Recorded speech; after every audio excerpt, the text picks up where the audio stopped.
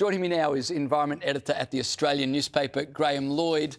Graham, naming heat waves, is it a good idea or is it just political theatre?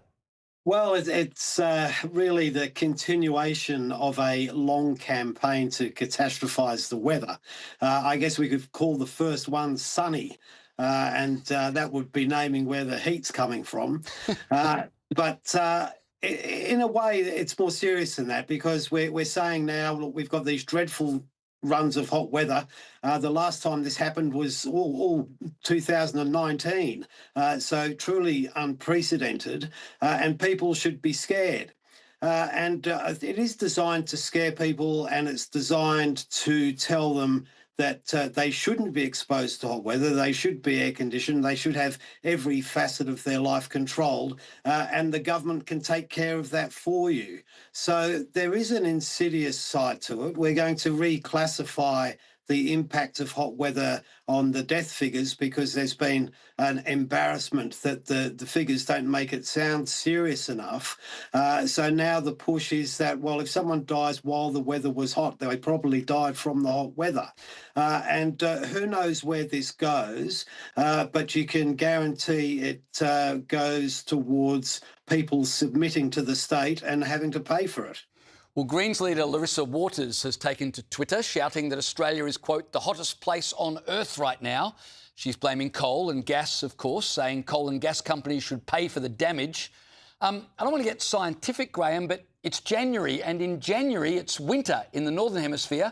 Therefore, Australia is frequently hotter than most places on earth. Is that fair to say? Well, I think that's fair to say, and really the reverse is true. It's pretty cold in the United States right at the moment, because they're in the Northern Hemisphere. It should surprise absolutely nobody that Australia is relatively hot, and it's basically a function on how the world functions. And if we did, as Larissa Waters wants, stop all coal and gas immediately, how much difference would it make to Australian temperatures? Because she seems to imagine that Australia has its own atmosphere. Well, this is certainly the misconception, or the thing that's too difficult for people to understand, that Australia is a relatively small figure in the global scheme of things, that there's absolutely nothing we can do as a country or continent on our own behaviour or emissions that will make any difference whatsoever. Now, Graham, God created a way for people to survive hot weather. It's called aircon. But, of course, you can't cool the house if you don't have power. So it would seem to me blackouts are a bigger danger to Australians than summer, a point made by energy expert Danny Price, who says it's only a matter of time before a multi-city heat wave means demand for electricity outstrips supply and crashes the grid completely. He said coal was upholding the entire eastern seaboard on Monday and supplying 65% of Victoria's power on Tuesday. At the rate we're going, he says, significant grid failure is not a matter of if, but when. Do you agree with that assessment? Well, I think it's an assessment that the engineers have been putting forward for a long period of time. Danny Price is an expert in this field. He's making the point that there was a large shortage of supply in South Australia recently. They were propped up by being able to import power and other things.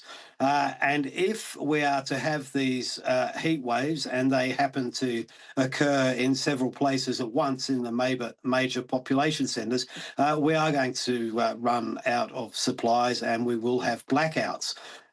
The bigger story is that we have a railroad of coal closures by mandate and nothing to replace it. So we either have to succeed in replacing it or find a way to keep the coal power going. Or we could name heat waves and that will solve everything. Graham Lloyd, appreciate your time. Thanks for joining me.